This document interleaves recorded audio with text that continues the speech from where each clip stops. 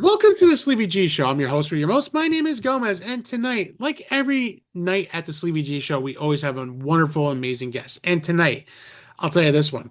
This is an amazing one. She's a comedian, a keynote motivational speaker, 22-time author, an adventurer, a consultant. And yes, if I'm looking, because I have to look down because there's a lot of notes in my paper here.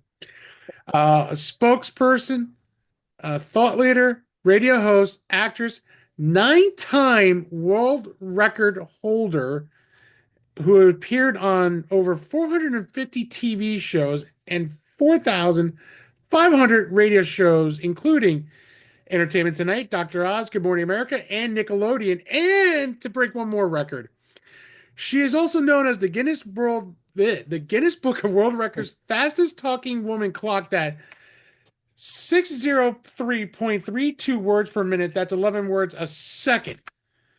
Holy Christ. Please welcome Fran Capo. Fran, how are Oh, you thank tonight? you. Well, that's Okay. good. You read my resume pretty much. Holy Christ. I think this was my longest entrance, which is a great thing. Wow, Fran, you have accomplished so much. Thank And you. it's Yes. the best way I could say is unfreaking believable. And by the way, if you do curse, don't worry about it. I'm not sponsored by anybody. Oh, This is good. on my No, own. okay. So please, if I sometimes drop the F bomb, I say shit like right now. But Okay. wow, you have accomplished so Thank much you. in your Oh, wait. career.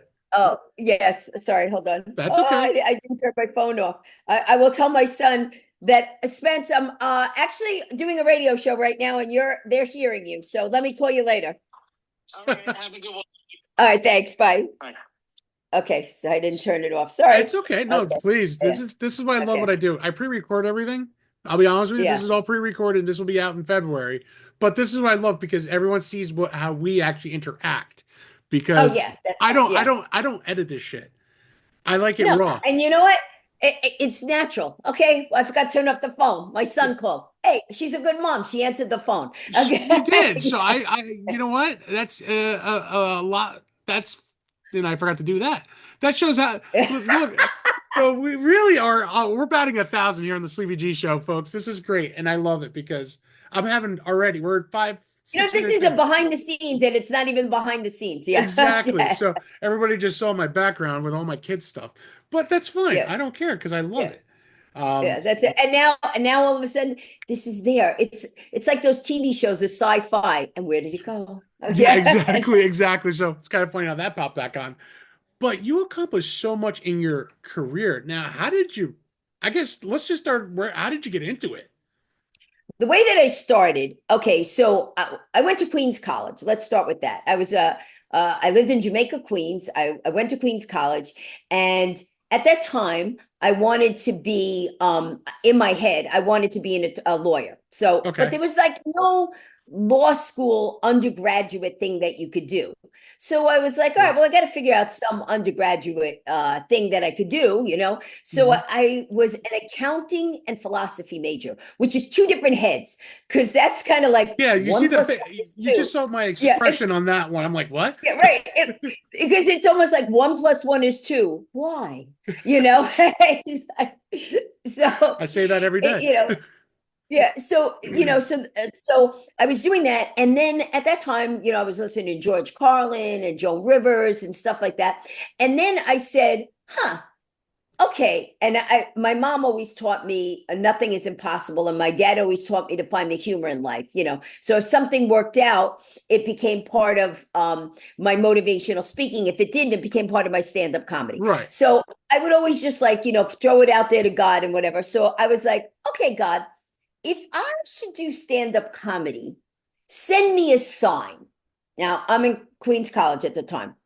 So There must have been all of one. a sudden someone invites me to a car show. So I go to the car show and they have this little hand analysis thing. And so I do it and it says, you have a good sense of humor, use it to make money. And I went, that's just a hand analysis thing. And I discard it. Right, So right. now I go with my friends to Great Adventures and we're in line, waiting for the rides. And I'm talking to my friends and joking with them. And a total stranger taps me on the back and he goes, I got to tell you, I don't mean to be eavesdropping, but you're really funny. I just was at a comedy show. You're funnier than some of the comics. You should have a comedy show. And I go, that's just a guy online. Now, God is over there going, what do I need to throw a brick? What's going on here? So I say to God, because I don't take those as the two signs, I go, God, I asked you for prayer. Can you give me a sign and make it like really convenient? Because God forbid he just gives you a sign. I Yeah, need it convenient. exactly. Yeah, Yeah, you yeah. needed something And thrown so at you. I needed to really, really, like, those two things weren't enough. So, oh, and there was one more thing that had happened prior to this. I was taking a acting class, Okay. right? Um, and this guy assigned to me Edward Albee's Zoo Story. And listen, I read it fast. So you had to do a scene and act it out. And so I didn't realize it was a death scene. I don't know why I didn't realize it was a death Whoops. scene. So I'm acting it out almost, and the teacher goes, I've never quite seen it done that way. And the students are laughing. And he goes to me, do you realize the guy's trying to commit suicide? I went, nah, totally went over my head. Did not realize this suicide part.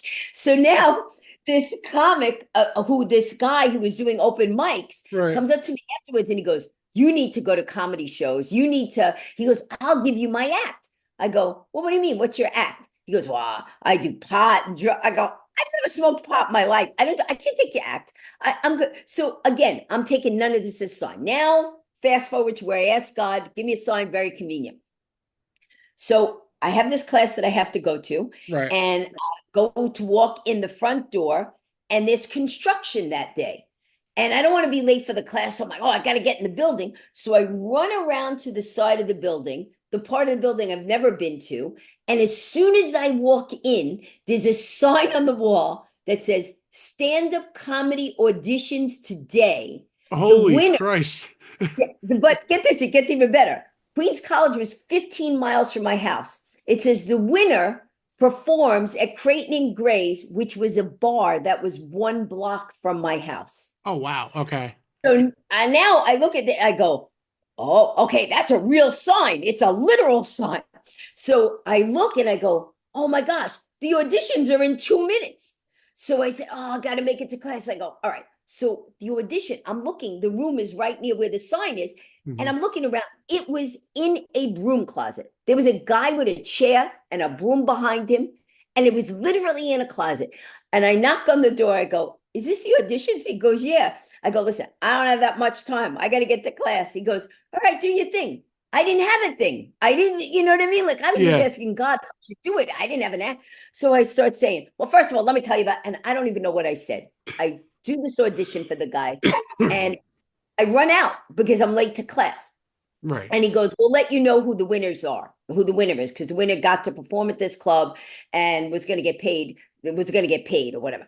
So I leave, I go to my class. That was on a Friday. No, it was on a Friday. And he said he would call. I don't hear from the guy. So I'm like, well, I guess somebody else got it. So the next week I go in and I'm like, well, I guess I didn't get it. So I go back to look at the sign to see who won. And it said, Fran Capo, give me a call. And so I call him and he goes, you left and didn't give me your phone number. I had no way of getting in touch with you. So I left a sign on the thing. I was like, for goodness sake, what can I tell you? So he said, you win. And this was on a Monday now. I said, well, when is the show? He goes, Tomorrow. Friday. Oh, I okay. said, I'm how much expecting time? it the Yeah, next not much day. time.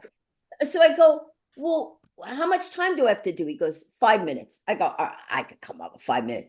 Tuesday, he calls me. Listen, I really need you to do 10 minutes. I go, 10 minutes?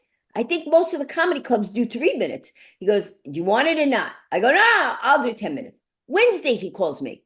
Listen, I need you to do 15. I go, 15 minutes, first time on stage? I go, so now, Thursday night, he calls me. The show's the next night. Oh boy. I need you to do a half hour. A half hour. He goes, yeah. I go, half hour. At this point, all I had done was a scene on stage with the stupid zoo story, which I didn't Right. even know was a suicide scene. And he Which is wasn't I about, can only see the faces of people when you did that. yeah, they were like, what is she doing? I mean, Yeah. I don't even know how I delivered it. But anyway, so now I'm calling all my friends. What's the funniest thing I ever told you? And they're telling me the things. I can't memorize this whole thing. I'm not good at memorizing. So I take a teddy bear and I put the notes on the back of the teddy bear. Smart move. And so I have that. Yeah. So now I go on stage. I go first. I have to do a half an hour, and the place is sold out, and I get a standing ovation. That's awesome. So now the guy goes to me, "Can you come back tomorrow night?" And I get paid $10. I'm really excited. I got paid $10 I first would be time on stage. excited too. Yeah, I would Yeah. be too. $10 is 10 So bucks. he goes, "Yeah, come back tomorrow night. Do the same exact thing you did."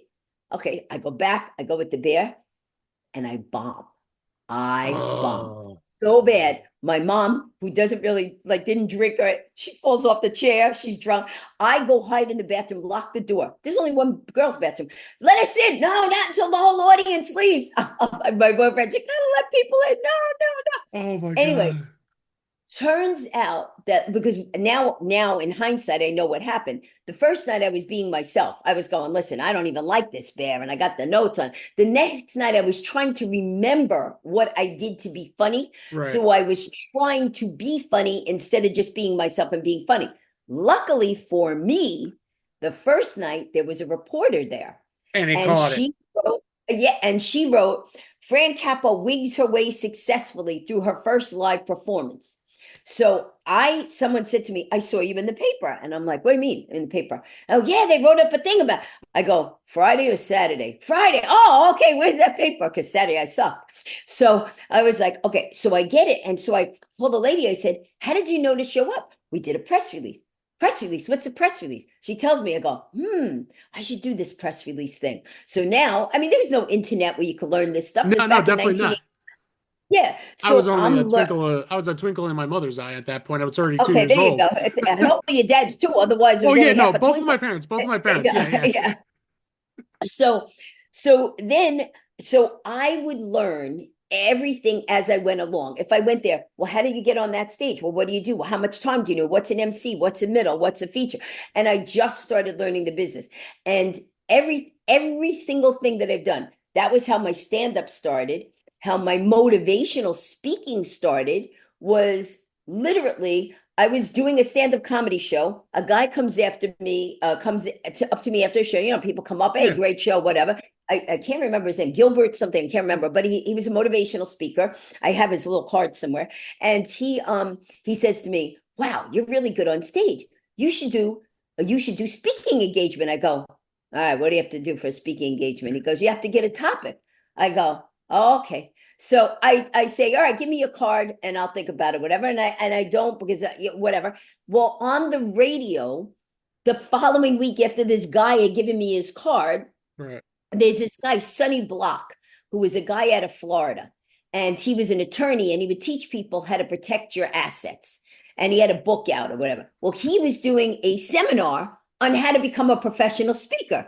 Okay. So it was a free seminar. So I said, I'll go to this seminar. So I go with a friend of mine. There's 500 people in this thing. And then they're selling at the end of it some, program for 500 bucks or whatever. Hmm. So when the seminar is going on, the guy goes, does anybody want to get up and say what their topic is with speaking? Okay, there's 500 people in the room. If they don't want to be speakers, you think all 500 people would raise their hands. Nobody's raising their hands. I'm like, what kind of speakers are these? Nobody wants to raise their hand and say they want to be a speaker. And so I raised my hand. I said, yeah, I want to be a speaker. He goes, what do you want to speak on? I go, oh, I have several topics. I could do it on how to become a stand-up. And I just start bullshitting off the top of my head. And I'm joking with the people and I'm saying all the stuff. I stand up on the chair. I start talking.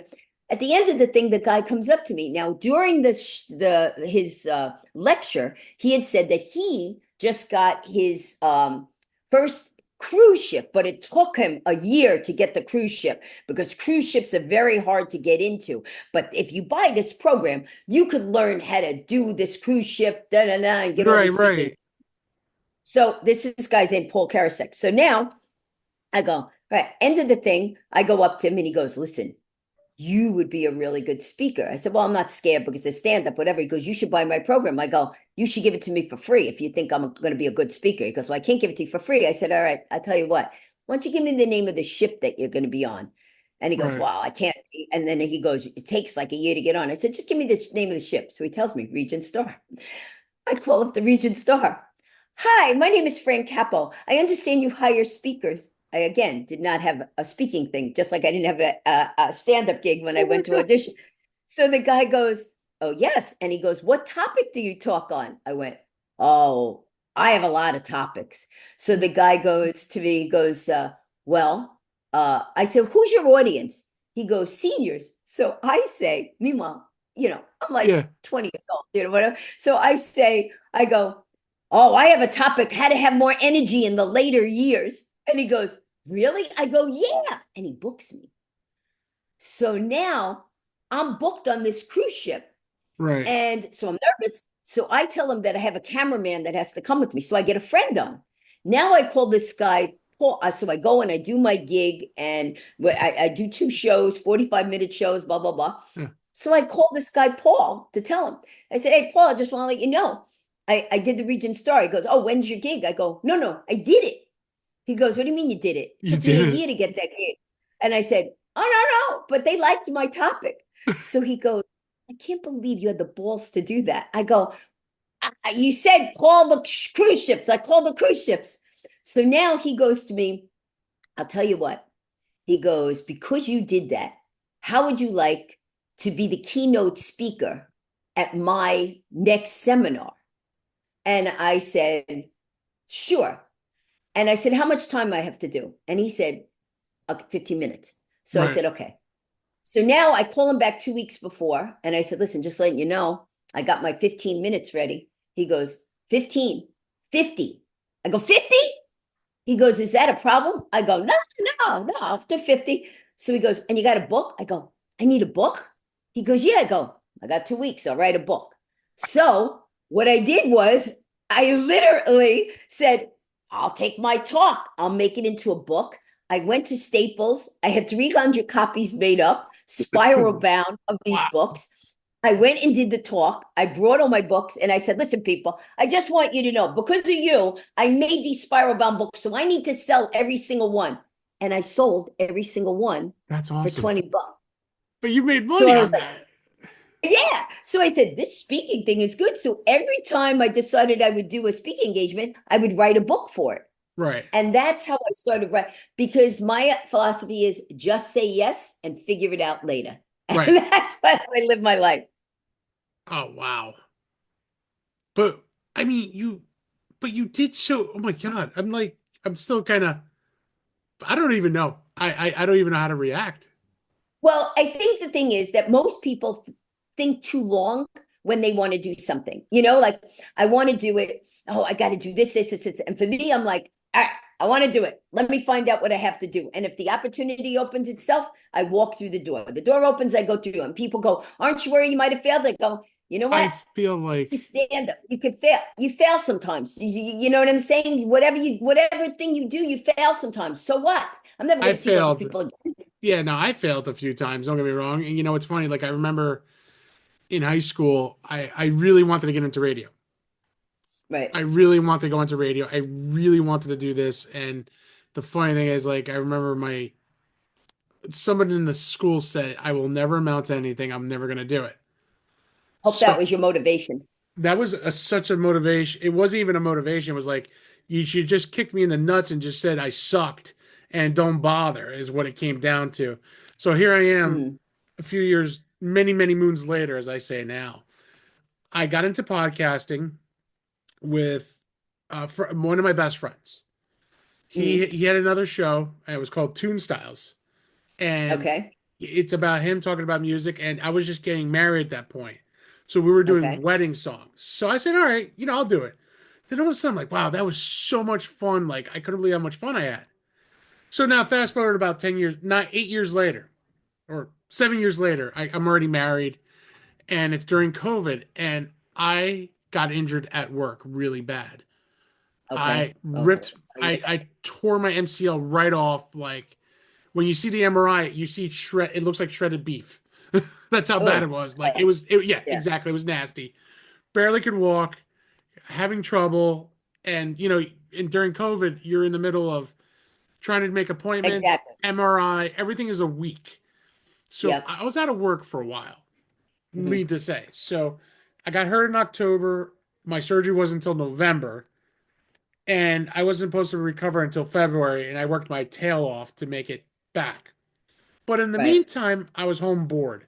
I had a little Chotsky notebook like this. I know Hmm. people couldn't see it, sorry folks, but I had a little crappy notebook, and I just started jotting ideas down of what to do with my free time instead of watching Netflix, building Legos, and doing adult Right. coloring books to Yeah. keep the time by. So I went to my buddy. I said, "Listen, I want to do a podcast, I think, and I want to do it on my own, maybe, and help me out. And let me know what do I need to do." So I asked him, and he goes, "Dude, you want to do a podcast with me because we're done with the other one." I'm like, "Yeah, but what are we gonna do? Like, I love Right. sports. I love movies. I love music, but I don't like. I'm not a diehard. I'm a streamer. You Yeah. know what I mean?" He goes, "Dude, I got an idea. Let me put this down in paper, and I'm gonna send you an idea." I said, "All right." Within an hour, he texts me, shows me an idea called Playlist Wars. So it's three Hmm. people.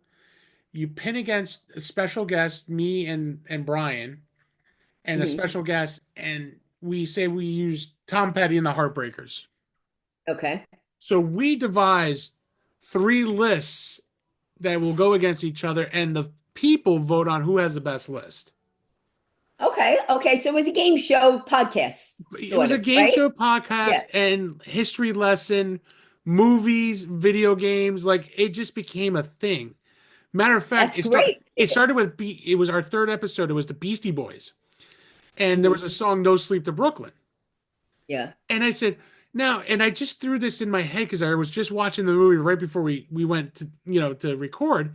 I said, who remembers this 1990 movie with Steven Seagal out for justice, and you see him dreaming, and you're hearing this song in the background, like, oh, everyone's like, oh shit, there it is, that's it, you found your niche. And I'm like, what do you mean? What did I do? It's like when we shut the show off and we're done recording, it's like, dude, that's what you need to do.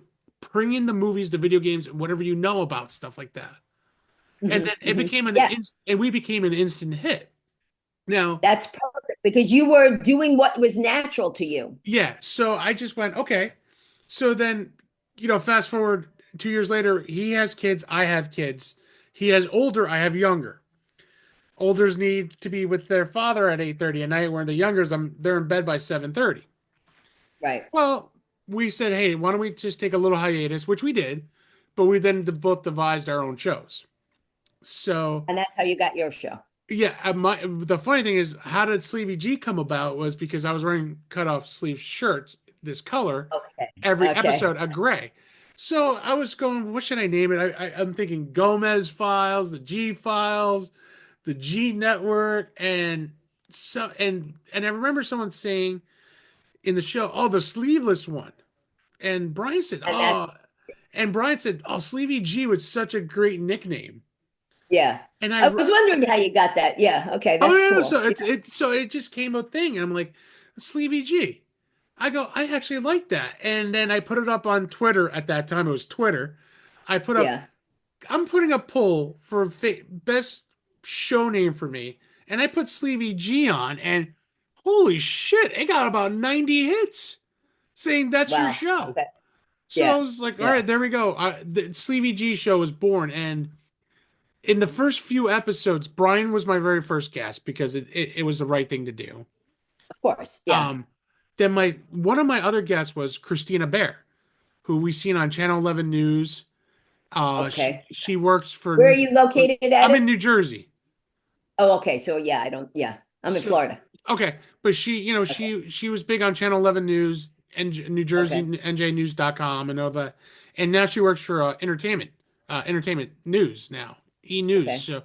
So she was my very first guest, and it was her very first podcast. So it was like really exciting. And then Cara DeFalco came on. Then the whole News 12 New Jersey came on that left the Oh, company. nice. So I got them, and then probably my biggest moment, one of my crowning moments, was talking to Super Bowl legend Leonard Marshall, who played for the New York Okay. Giants, because I'm a huge Giants fan. So Oh, for well, me, then for you, that's perfect. Yeah. it was one of those oh my god moments. And then I just recently 2025 started off with a bang. I just had the band The Calling, who came Mhm. on. The lead singer Alex was on, and that's like probably one of another favorite like rock bands that I've heard. And then for my 100th episode, I had Drowning Pool, which is that song Bodies. They hit the let the bodies hit the floor, and they were on my show. It was just like wow, I got some names like I never dreamed of it. And Yeah, but you know what? That's it. Now you're living your dream. I And am you know, actually. that's the thing. Don't get me wrong. Talk about radio. Oh, go ahead. No, I said I would like to get paid for this dream though.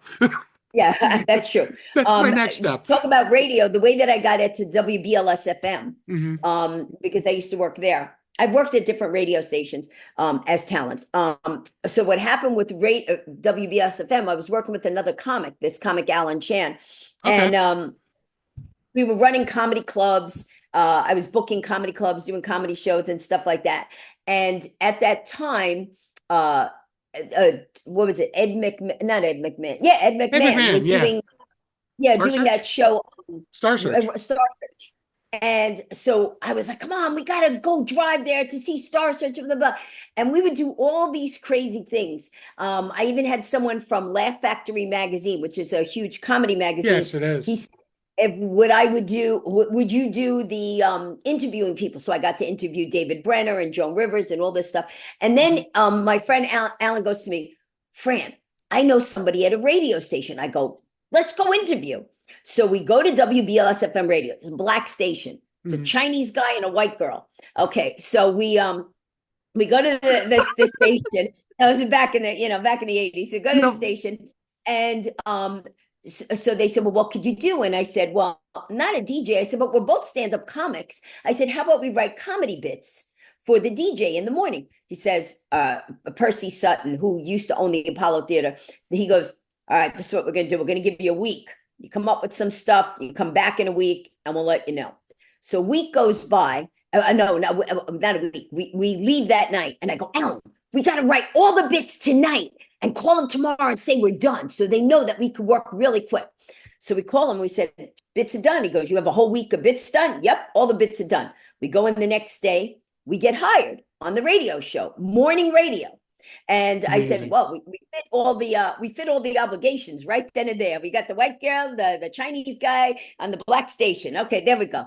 So now we're working at the station, and at that time there was this guy Sergio Dean. He was the DJ, really nice guy. And so we had our bits we were doing, exercising on the subway, all crazy bits, this radio, no podcast like this where people can see you. Oh yeah. So there was a rap record out at the time called Rappin' Duke. And it was this guy, a rapper, that was making fun of John Wayne, and his thing was duh ha ha ha duh ha ha. And he had a whole song about Rappin' Duke. So kidding around one day, I said, I'm going to do the rebuttal to Rappin' Duke. And we played that music. And my then husband and I that night wrote up lyrics to this song because I used to do a Mae West impression, but I called the character June East. So Okay. we flipped over the record, and I was like, I'm the baddest rap in this town. Sorry, dude, don't mean to put you down. Master rapper, Curtis Blow. Well, sorry, sugar, you'll have to go. I'm so old bad, just so old bad. And I do this thing, and I'll show you this real quick, right? Yep. So this was my rap record, right? I mean, it turned into a rap record, right? And because I was on morning radio, Billboard magazine. Well, first, when I did that, Hmm. I got Billboard magazine called, asked about the record, right? And it wasn't a record yet. Then somebody else calls and says, who's your performing artist, whatever. So I said, well, no. So all of a sudden, because I was also doing that was the rap record, but I was also doing Weather and Traffic as this character. Right. Oh So wow. that's how I started. I did the Weather and Traffic as the character. I said to Sergio, let me do this character. He flips the copy at me, and I'm like, today the weather and traffic is. And in the 30 seconds I did that weather report, a lady from the Daily News called me and said, I'm doing a story on weather and traffic, people. How long you been doing it? And I'm like, I didn't Two want to tell weeks. 30 seconds. So I said, oh, I've been doing it for a while. She said, what are you planning on doing next? Kidding around. I said, oh, I'm thinking of breaking a world record. And she said, for what? Oh, I can't tell you because it'll jinx it. So she goes, the article goes in at 6 o'clock today. If you decide you want to let me know, give me a call. I run out, I buy a Guinness book. I'm like, oh my God, what record could I tell this woman that I'm going to break? I see fast talking. People had always told me I talk fast. It was 5 to 6, right before her deadline. I called her up and I said, all right, I'll tell you. I'm thinking of breaking the record as the world's fastest talker. She goes, really? What's the record at? I am literally about to go on stage at a comedy club, holding the Guinness book in my hand. No, I have to go on stage. I said, oh, the record is 552 words a minute. She said, what are you at? I went, 550. Those last 2 words are a killer. So she prints it in the paper. Oh my God. And this was the article. She prints it in the paper. Look at that. And I was on the cover of the entertainment section of the Daily News. She prints it in the paper with me dressed as the character, Mae West, in Yeah, look at that. Guinees, my blonde hair. And she prints it in the paper. And the Larry King Live people call me up and ask me to come on the show and break the record. And I was like, to be honest, I didn't know who Larry King was. I go like this, and I go, Cable, is this some kind of porn? They go, honey, no, this is a national show. I said, what if I don't break it? Larry doesn't care whether you try it or not. I mean, just as long as you break it or not, just as long as you try it first. I said, okay. So I called up Guinness, said, what do you have to do to break the record? They said something from Shakespeare in the Bible. I had a psalm from the Bible I had. I called the lady back. I said, all right, I'll tell you, I'm thinking of breaking the world record for fast talking. That's she printed the paper. Larry King Live people go. That night they said, we'll pick you up in 8 hours. I practiced. Here for all secret places of the most high shall abide. I go on the show March 5th, 1986, and I break the record doing 585 words a minute. And then I re-break it at the Guinness Museum in Vegas on June 5th, 1991, doing 603.32 words a minute or 11 words a second. That's how I got into the Guinness book. Holy shnikes, everybody. Yeah, and that is what I say about just say yes and figure it out later. Yeah, And exactly. so then subsequently, because now I was doing that character, June East, and doing the morning weather and traffic, then I flipped over the record, flipped over the Rappin' Dukes record, Right. did the Rappin' May record. Then I got called, and this guy says to me, I want to make it into a record. So I go into a studio, and the guy that used to do that song, Push, Push in the Bush, well, Patrick, whatever his name is, I can't read it on here, but whatever. He's the guy on the song. And then the next thing I know, I'm going on tour with LL Cool J and the Fat Boys across the country to do this rap song. Oh my God. So, yeah. So this is kind of like how my life goes. Like I just kind of put it out there and God goes, I'm tossing you the dice. Let's see what you do. And so that's how the motivational speaking came about. That's how the rap record came out. That's how the stand-up came out. What other topic? The books. I've written 22 books. This is how my book started. How did my first book start? First of all, I was writing articles because someone said, oh, I like this story. And then I go, oh, I'm tired of telling the story. I'm going to write it down, see if I could sell it. So I got this book called Writer's Market, and I started selling articles to different magazines. Okay. So then I was, oh, okay, fine. So then that's what I'll do. And then this one lady, because of the fast talking, I started getting offered commercials and stuff like that and being flown around the country to do fast talking commercials and stuff. And this one lady said to me, she was interviewing me. And I said, well, who do you write for? And so she told me and stuff. How did the book come about? Because, the first book came about because that guy said, do you have a book? And I said, oh, okay, I'll write a book. And I wrote that first book in 2 weeks, the publicity book. Right. Then I wrote a humor book. But then I said, I need a real book, kind of like Pinocchio. I need to be a real boy. So I need a real book, not just ones that are spiral bound. So I saw this ad that said they were looking for a writer to write a book called It Happened in Utah. So I called the company and I go, no offense. What happens in Utah? It's going to be a brochure. And so the lady goes, oh, ma'am. I go, why don't you let me write a book called It Happened in New York? She goes, no, we only do West Coast books. I go, New York's a big city. I'm a stand-up comic. I could sell the books at the end of my show. So she goes, all right. She goes, convince me. So she goes, write a proposal. I didn't know what a proposal was. I go, Right. well, I wanna write it in the way that you would like. So why don't you send me a sample of your proposal? So I write it in your format because I had no idea what a proposal was. Okay. Smart move. Smart So move.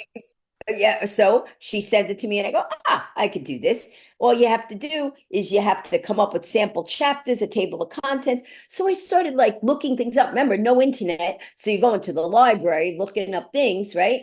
So I'm looking up stuff. So I found out that there was this thing that said New York was purchased by the wrong set of Indians, but that's all it said. So I said, I'm going to write a chapter on New York purchase. And she writes to me, oh my God, these are fascinating stories. Can you send me a sample? And I'm like, uh-oh. So now I go to the library and I think I could ask them and they go, oh, when you find out that information, let us know. And I'm like, oh my God, you're the Historical Society. I thought you knew. So now I'm doing all this research. Now I get a contract for my first book from a publisher. Right. And she said, how long is it going to take you to write a book? I'm like, in my head, I'm going, I don't know how long people take to write a book. So I go, 2 months. No, I said 3 months. She goes, 3 months? And I went, 2 months. She goes, 2 months? I go, a month? She goes, Fran, most people take a year to write a book. I go, oh, well, I mean, I could take longer. I said, but I could write it in 3 months. So I write this book in 3 months with the condition that if I finished it in 3 months, she would give me a contract to do what happened in New Jersey. Okay. So then I had it happen in New York. Then I got paid to do it happen in New Jersey. Then it happened in Pennsylvania. The myths and mysteries of New Jersey. The myths and mysteries of Pennsylvania. The myths and mysteries of that. So it And became a so, thing. and then it became a thing. And then I would get paid and I would get residuals. And then I had other books that what my dad asked me to write a book about. So everything, like I said in my life, is me saying, just say yes and figure it out later. And that is how, and not being scared to call people and do things. But it's not only with my career, it's also if I see something, I get what I call a click factor. Yeah. Like I'll see something and I go, wow, I'm going to do that. I have no idea how, but I go, wow, I'm going to do that. So I was watching a movie at this big, I forgot what they call it, in Jersey, the Liberty Science Center. Oh, the Liberty Science Center. Yeah, yeah, yeah. Yeah. And it was a book. I mean, it was a movie on people climbing Kilimanjaro. And I was with my mom, and my mom could see my face. She goes, you're thinking of climbing Kilimanjaro. No, no, oh, I'm sorry. That was that was a different one, Kilimanjaro. You know what? There's so many stories in my head. I'm just thinking like, which way did I get to the first one? The way that I was seeing stories about climbing, and I thought that was cool. But let's just leave that aside. No What problem. happens is I was writing all these stories, and this is how this came about. I was writing all these stories about shark diving, bungee cord jumping, scuba diving, Right. with all these adventures I was doing, and writing for magazines. And then someone would ask me, I go, oh, I'm just going to write a book. So I write this book called Adrenaline Adventures with all the chapters. And I Okay. call this guy, and that's one of my books, 50 different adventures you could do in a day or weekend. All this stuff, by the way, is if you go to Fran, Fran Capo, Capo, francapo.com. All my books are up there, my videos, everything's up there, where I'm performing, stuff like that, francapo.com. So I'm writing this book and I want to fact check this climbing thing that I did. Right. And I call this guy, I go, hey, I'm putting a book together and I'm going to be doing this in there. And do you still do the rappelling off this mountain? He goes, not only that, but we climb, he goes, but we climb mountains. And he mentions some mountain. And I go, listen, no offense, sir, but I'm not climbing like Mount Bob. I got to climb a mountain that I've heard of. I said, and he goes, have you heard of Kilimanjaro? I go, yeah. I mean, I actually saw a movie on Yeah, Kilimanjaro. exactly.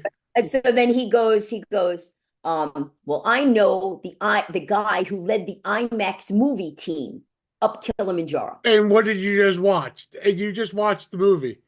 and I had watched it a couple of months ago, but it stuck in my mind, you know? Right. So now I say to him, and he goes, so now I'm thinking to myself, I go, all right, let me go look this up. So I look it up and I find out that an 83-year-old woman climbed Kilimanjaro. And I'm like, well, if an 83-year-old woman could climb it, I could climb it. Of course, I didn't realize she was in a wheelchair and got airlifted up there. So I'm like, okay, that's not exactly climb. So, That's not so climbing. now and so now I run into my son's room. Spencer, guess what we're going to do? We're going to climb Kilimanjaro. He was 14 at the time. He goes, I don't even like to walk. I go, you're missing the point. The glaciers are going to melt by the year 2015. He's like, it's 2005. We got time. I'm like, Spencer, wrong attitude. So now I'm trying Oh to get people God. that want to climb Kilimanjaro. And so I'm calling on my friends. What if we fall off the mountain? I go, you're not going to fall off the mountain. So nobody wants to do it. So just me and my son. So now we have to train. So to train to climb Kilimanjaro, they said you either have to walk upstairs or like bike ride. Like that's a good training. Yeah. Well, I lived in a two-story building. That's going to be pretty boring. Go up, down, up, down, up, down. So I said, all right, I'll bike ride. So me and my son do a 100-mile bike ride, all the ways out from Queens to Montauk, the tip of Long Island. We Wow. do this thing. We climb Kilimanjaro. And now it's hard when you get up there. I'm thinking Africa. Yeah. I'm thinking it's hot. I'm Yeah. not thinking Africa is cold, but when you get to a top of a mountain, it's very cold. Yeah, So it is. they said, bring gear that's rated to 0 degrees. You're like, Now, what the the thing hell? was, I was doing stand-up comedy at the time, wasn't, making like necessarily that much money, yet and stuff. And it was $20,000 to climb Kilimanjaro between the airfare and me and my Ooh. son and all this stuff and the safari. So I so God, I 20 grand. decided, well, if I'm going to climb Kilimanjaro, why don't I try to get sponsorship? Well, I had just done a sponsorship. I had just done a motivational talk for Master Foods, the people that owned M&Ms.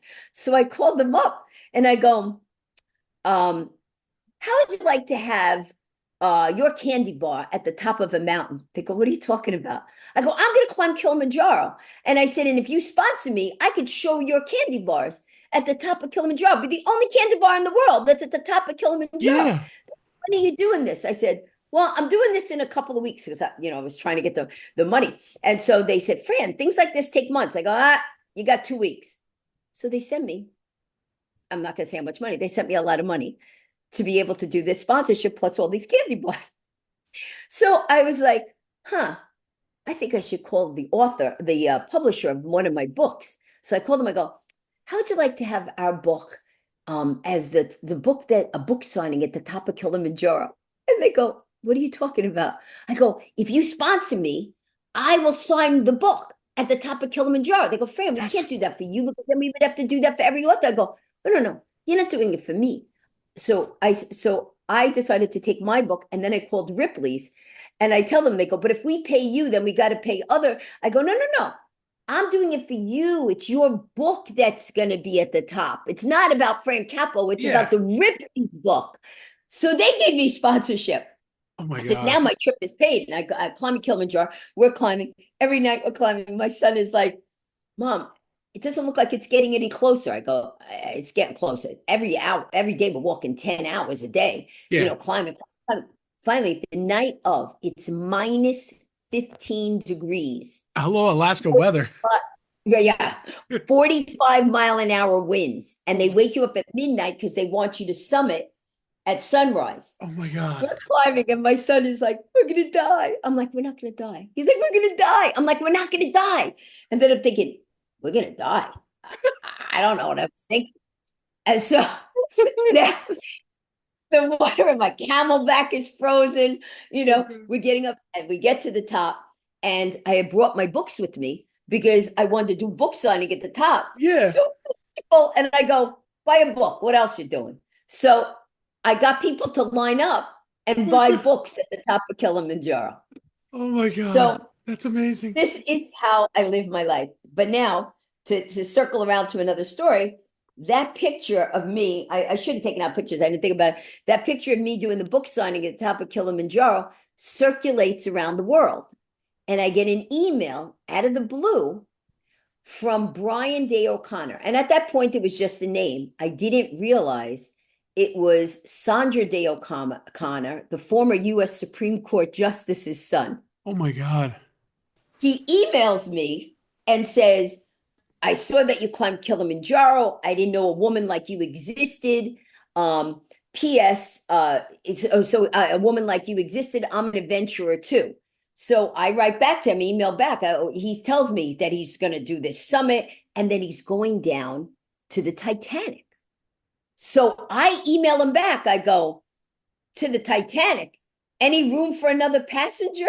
And he goes, what do you mean? I go, I didn't know people could just hop on a submersible and go down to a Titanic. I said, can you give me the information? I have no idea how much this thing is going to cost. I just know this guy is going down to Titanic and I want to do it. So now I go, so he gives me the information. I call up the person, $35,000, whether you wind up making it down there or not, because if it's bad weather, you don't go down. I had $35,000. There was no GoFundMe or anything like that at the time. No, definitely not. So, yeah. So I'm like, I go, okay. So I'm like, I got to program my mind that I am going to get down to the Titanic. So you know how you have sounds on your keyboard? Yes. I programmed it to have the sound of a submarine. So every time I would go bloop, bloop, bloop. So I would hear myself going. So I said, I just pictured myself going, yes, I'm going down to the Titanic. I would just picture myself saying that. So I call back the Ripley's people. I go, listen, how would you I did a book signing at the top of the world. How about by the depths of the sea? They're like, what are you talking about now, Capo? I go, listen, I can get your book down to the Titanic. And they're like, what? I go, yes. If I just need sponsorship. So they agree to do a little sponsorship, right? So now I call back the other company. Right. Hey, listen, we did the book signing, but so now I still need a title sponsor because at this point I have like 15,000, but I still got to get, to 35. Yeah. So I'm like, all right, God, you're just going to put it out there. We're going to just do, it's midnight and I'm writing and all of a sudden an article pops up like a news thing, right?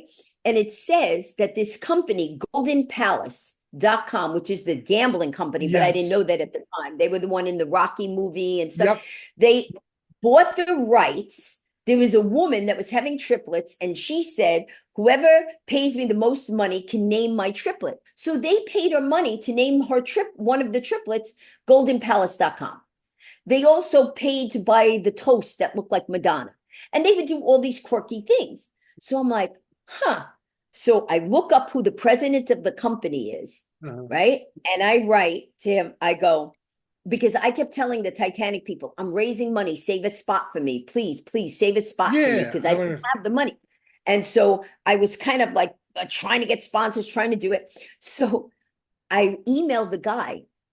I think you are a marketing genius.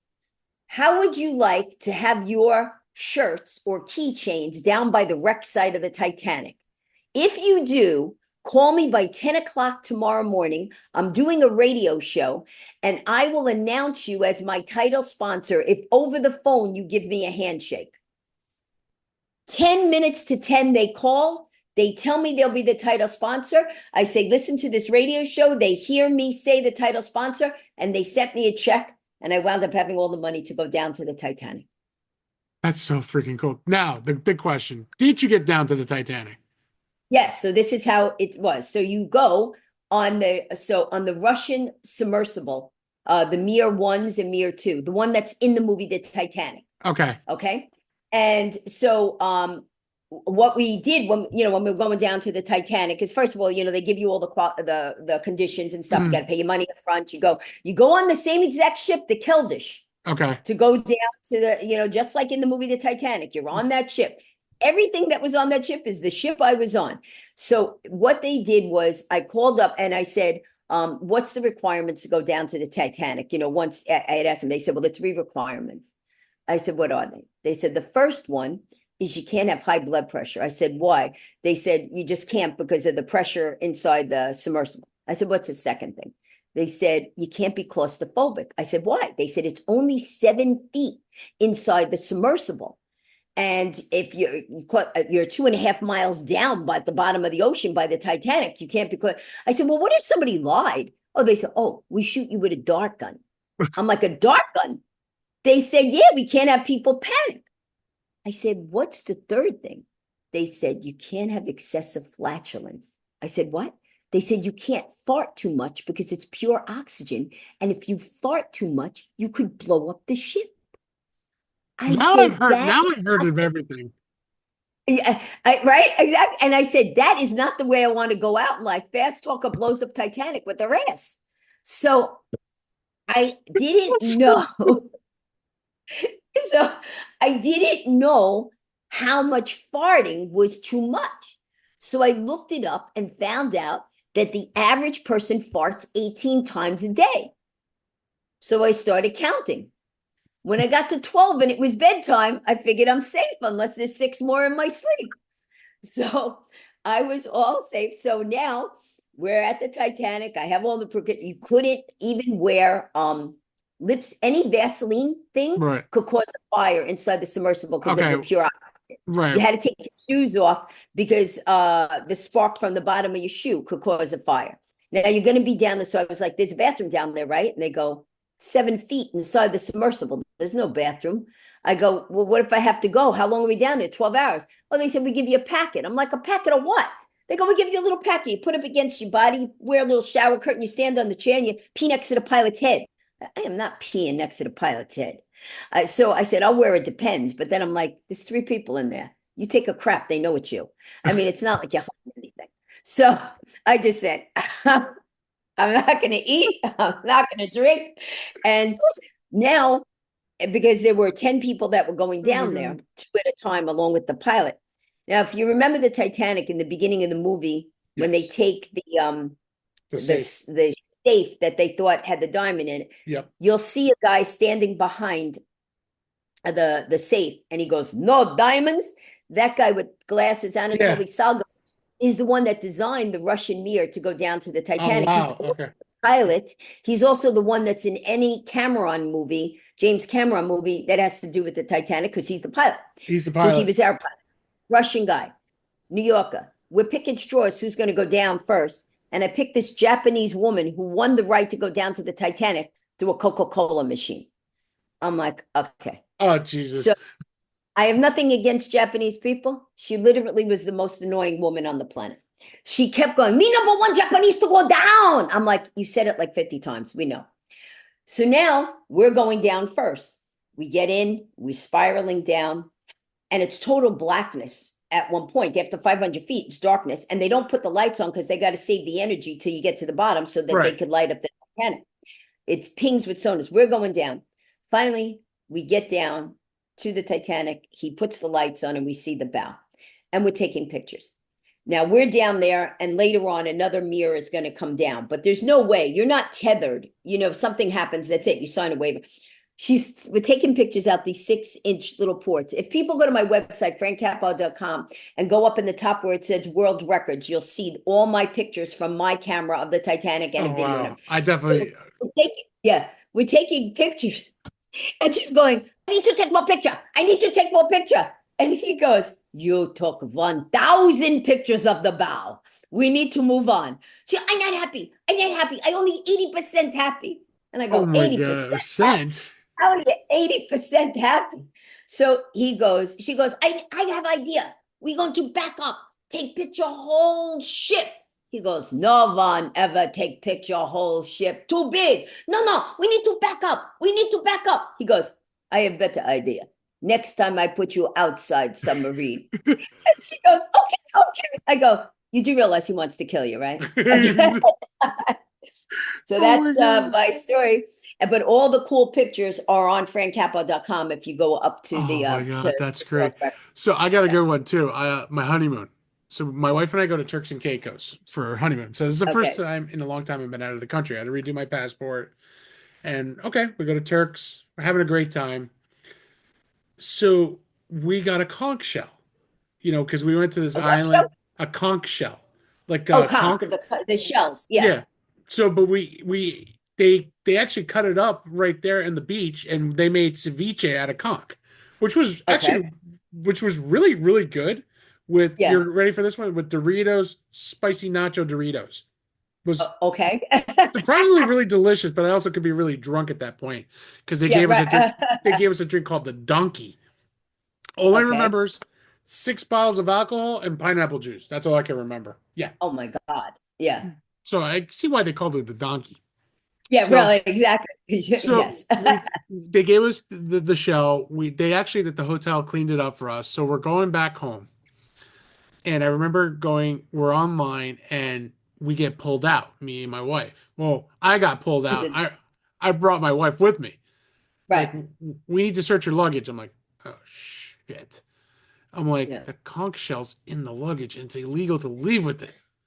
So of Oh, course, yeah, we didn't know that. We just found out as we're reading right, the disclaimers. right, right. Boy, I go, good thing we put it in our dirty clothes. I said, thank God for small miracles.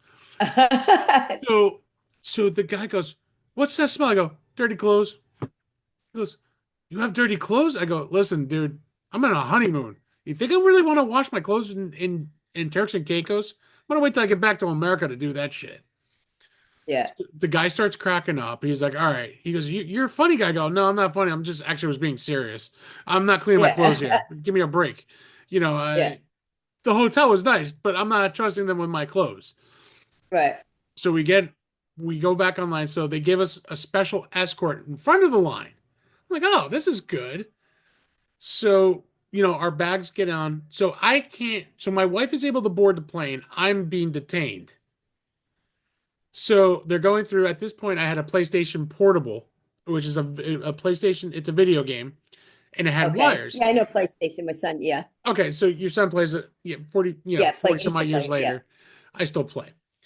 So I had this on there, and they go, "What kind of device is this?" I go, "It's a portable video game." What are these wires? They're for charging the video game system. Are you sure it's not the B word? I go, "You mean a bomb?" No. That. Oh, I Yeah. said it. I said it. I'm like, it's a video game with the security guy right behind me, actually, who Right. escorted me. Okay. I go, Yeah. it's not. Can I show you? Can I turn it on and I'll show you how it works? Since Yeah. technically, I feel like we're in a third world country, which you're not.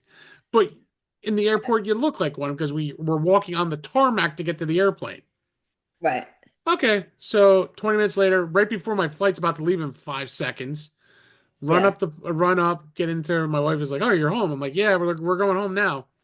I go, "Double Jack and Cokes, zip it now because before I take off, I need to get drunk." So we get home, we get back to Jersey. Now, I never done this in New Jersey. So turns out when you come in international flights, your face goes into this computer system. Never done this before. I put my Okay. face in there. My wife does it. She gets a golden ticket. My face, there's a big freaking X on it. I'm like, what's this supposed to mean? Okay. So the security goes, okay. I go, she can't go. She's with my wife. She has to come with me. Okay. Yeah. They bring us over there to the security station, and they're like, In Jersey. in Newark International Airport, this is. Okay. All right. Okay. So they're like, sir, we're gonna have to detain you. Are you gonna be a problem? And then the girl goes, yeah, this guy's really big. We're gonna need about 5 to 6 people here. I'm like, I look at my wife. I'm like, did they think I'm violent or something? I just got married. I just came from a relaxing vacation. I said, okay. And they're all surrounding me like, guys, don't have to worry. I'm an American. I'm gonna follow your rules. So they take me to this back elevator. They let my wife go to the luggage, and I'm detained. Why am I being detained? So now we're getting close to 9 o'clock, where they shut down everything. Detainees and everything are gonna have to go to county jail. So I'm going to my wife. You might want to find a lawyer tonight because I'm being escorted to county jail if they don't invite me in. So they call my name, and there's a bunch of people there, all federal officers and everything. So the funny part, this is where it comes to be funny. So the an hour before our flight landed, about $2.5 million of cocaine was stopped from the Cayman Islands in the flight. Oh, wow. Okay. I'm coming from Turks and Caicos, which is one island away. Mhm. So they're like, well, Mr. Gomez, we see you've been married. You just got recently married. I go, yep. He goes, your father's deceased. I go, well, if you're reading my resume, might as well just tell me all my greatest hits too. Yeah, So, right. Yeah. let's drop with some intelligence here. Well, sir, the reason why we detain you is you're a big drug lord in Mexico. What? You saw the face I gave, right? Yeah. Yeah. I go, can I ask you a question? And I'm going to drop the word intelligence here, folks. Now, understand they're federal agents. Three different federal branches in this meeting room with me, plus local PD to handcuff me. I said, how did you determine I am a Mexican drug lord? Well, your name was flagged and everything. I go, by any chance, do you have a picture of this person? Oh, yeah, we do. It's a clear as day. I'm like, I look at the picture. They turn the computer around. I'm like, sir, can I say one thing? You're like, what? First of all, I'm not 5'3". I'm 6'3", 335 pounds. This guy is 5'3", who weighs 95 pounds and can outrun Speedy Gonzalez. How the hell does this look like me? And I have a goatee. And I'm not Yeah. 50, and I'm not 58 years old either. Like, oh. I'm like, oh, oh. I go, Wow. oh, am I free to go now? Yes. I'm like, am I going to get banned from airlines? No, we're going to change that. I go, thank you. I leave. Wow. So talk about, I'm like, Wow. so I actually had to start to laugh a little bit because I'm like, I can't believe this shit just happened to me. So now Well, I mean, nobody checked out of all those agents that the two of you didn't look alike. no, it took when I asked to see the photo ID. So I started laughing when I told people if you compared him to me, a 95-pound Hispanic to a 335-pound Cuban, and not even Mexican, I'm Cuban and Peruvian. How do Right. you get that mixed up? If you have my greatest hits, you know my mom was Cuban and you know my dad's Peruvian. There's no Mexican in my blood, and I can't run fast. So, you Well, know, also, I mean, just discrepancy in size, for God's sakes. yeah, Yeah. 5'3" to 6'3". I get it. Yeah. There's a difference in height, guys, and weight and Yeah. facial expressions. So I started laughing it off a little bit, but then I'm like, God damn, wait a minute. This is kind of insulting. I'm Cuban. I'm not Mexican. I'm like, at least get that heritage correct. So, Right. and people just say that's just such a funny story. I go, funny for you because you weren't on that side of it. You weren't on the plane, right? Exactly. You weren't on that But side. the comments that you made with the dirty clothes and everything, that's Yeah. hysterical. Oh Yeah. yeah, it is That's because a surefire. Yeah. it is because it's just sometimes you do have to like I can bring my life stories like you said. You can bring your life stories and make light of it and just Right. say enjoy it. I'm not gonna lie. When I got married, I had jitters. I was back in the church with my new just soon to be brother-in-law and my best friend. I go, guys, the door's right out there. The car's outside. Yeah. I'm really scared. Can we go to the nearest bar and just kind of get drunk before I say the words I do? Can we just go? Nope. Yeah. Yeah, pretty much no, you're stuck. I'm like, damn it.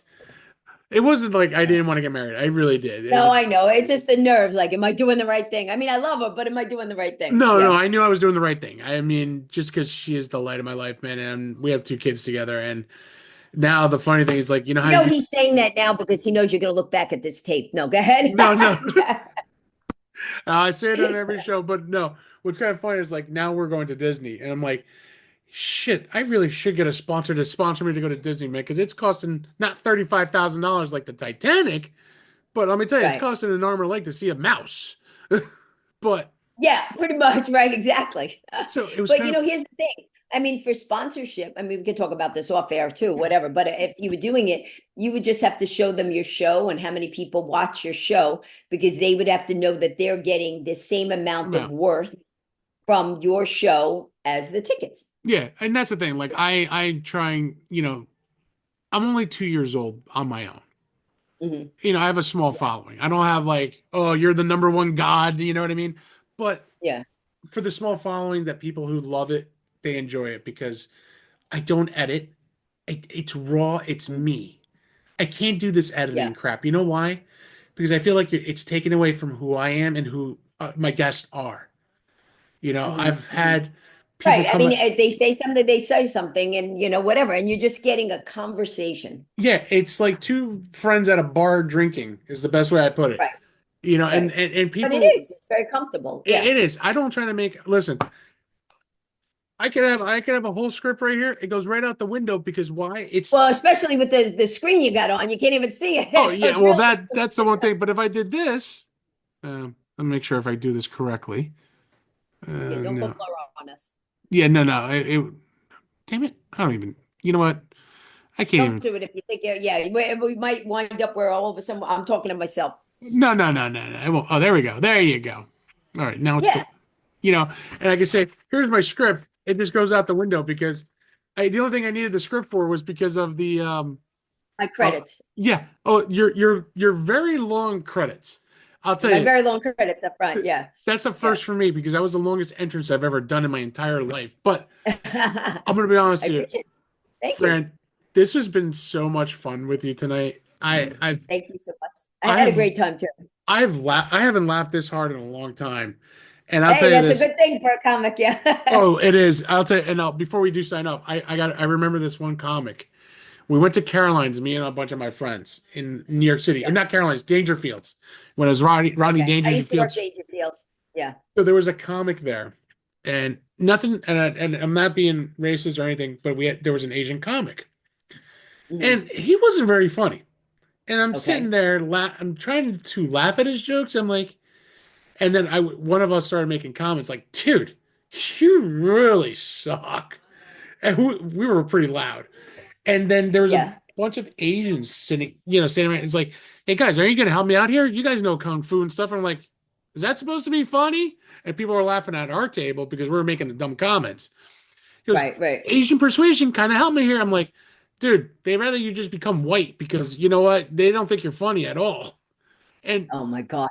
Yeah. but it was just like, you were not that good. You really should just gotten 5 minutes and left Mhm. because you were bad. Was I it mean, an open mic night or was it an actual Friday, Saturday? it was a Saturday night. We Oh, were a regular seeing, show. it was a regular show. It was three comics. He was the Yep. opener. Then the other two were hilarious because one of my friends is he's Jewish and Italian, and one of my other friends is Cuban. It's like, oh well, you two could get married. You could be a Jubin.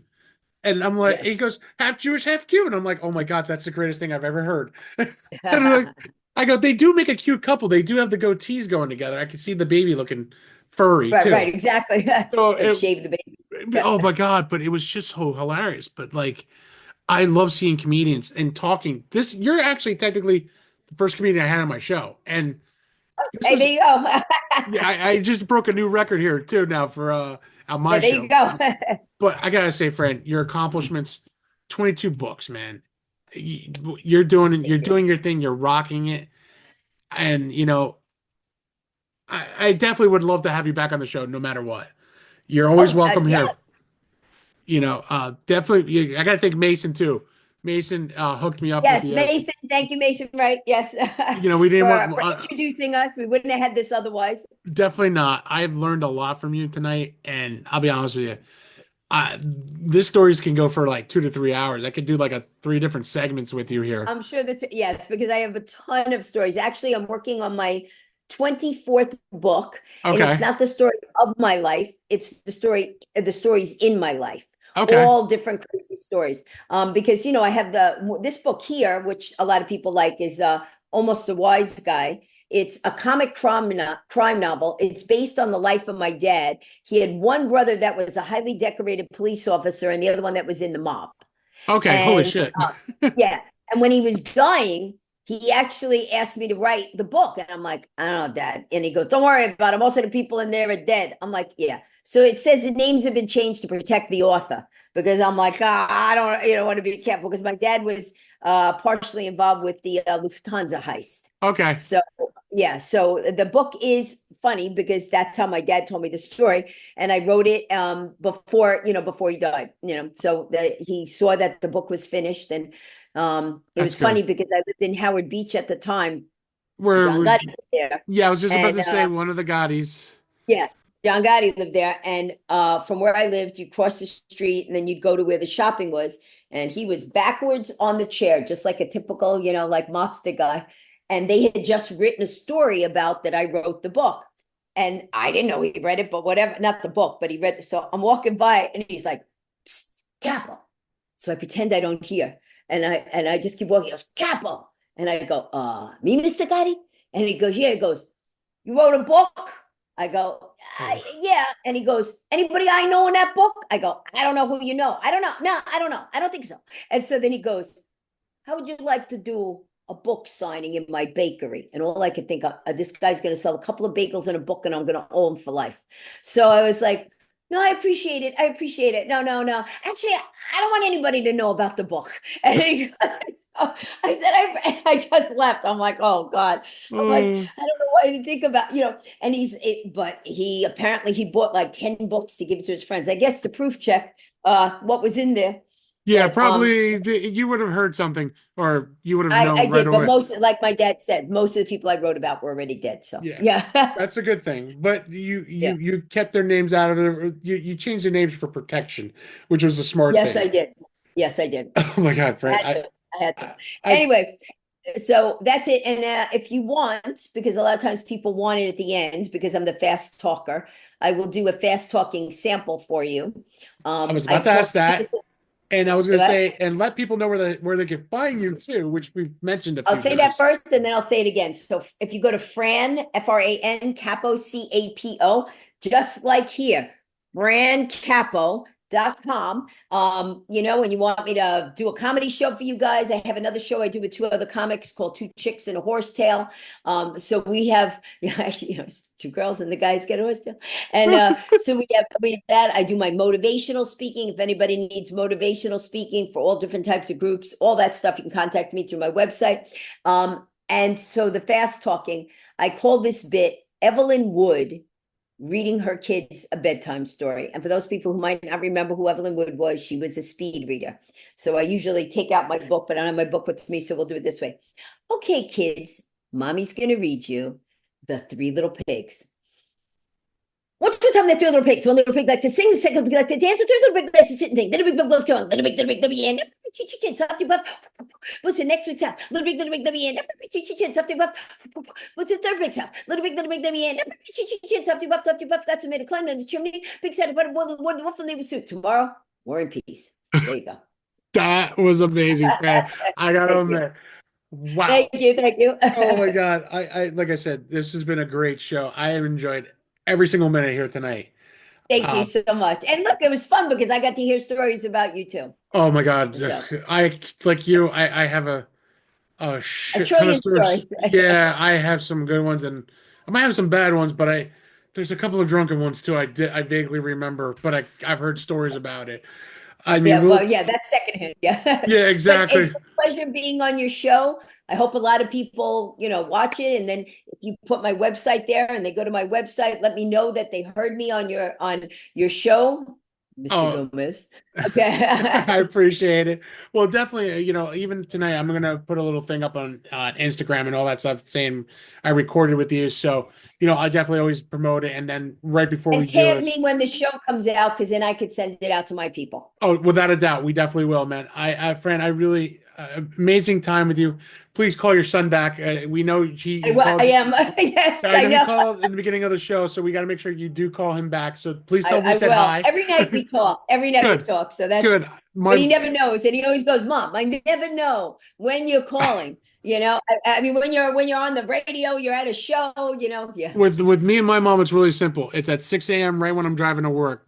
5 minute conversation, we're Oh, good.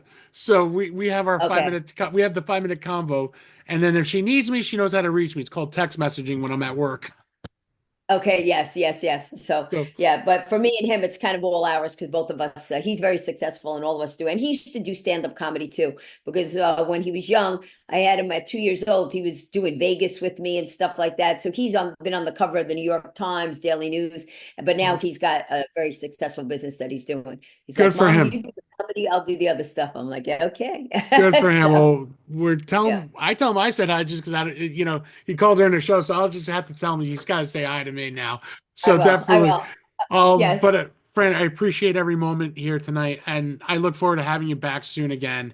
Thank you. Because this was just way too funny and way too much fun, and you and I have a feeling we could talk for hours Oh, and yeah. This and Let's do a hours. marathon. Yeah. Yeah, we really could. I should do a live show with you And just Yeah. that might have to be the next step for Yeah, me. because then people could call in and ask stuff. Yeah, you know what? We might have to. I might have to think about this Ask, one. why don't you, when you were doing this, when you put it out there, ask people, hey, you want me to have Fran back out? Would you like it to be live? And ask Fran questions. We could do it that way. Yeah, you know what? We could, and holy shit, that might be a great idea. We'll do it on YouTube and everything. That would be a lot of fun, actually. That would be a lot of fun. Fran and I are already working on the next episode here The next already. show, we didn't even finish this one. Okay. Exactly. Fran, thank you All again for right. coming on. Appreciate every Welcome. minute with you. And guys, as you can see, hard work and dedication and dreams do come true. Here's Fran, living proof of it. She's done it all and she's broken records too. So I'm not going to go through that whole list again, guys. No, But we got the list at the beginning. Yeah. if Yeah. you listen to the beginning of the show, you totally understand why. Thank you guys. And as I always end my show, it's nothing but love, peace, and happiness. I couldn't even say that right. Love, peace, and happiness. Good night, everybody. Good night. Bye, guys.